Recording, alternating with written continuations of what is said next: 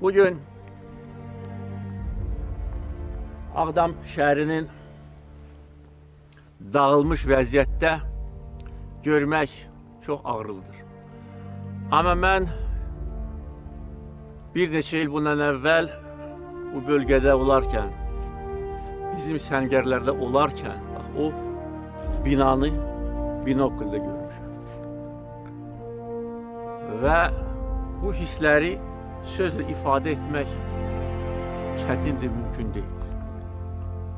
Binokulda, öz torpağında, öz şəhərimizi uzaqdan görmək, daha o binanı və bura gələ bilməmək nə qədər ağırlıdır.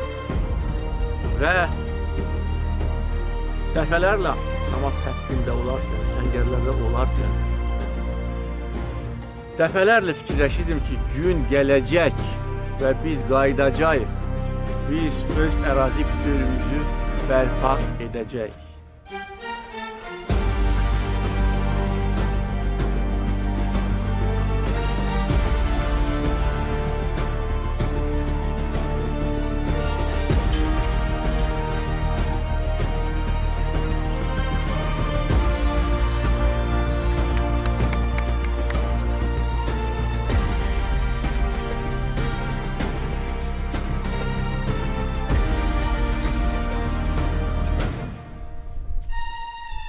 Biz qələbəmizi dəmir yumruq hesabına qazandık.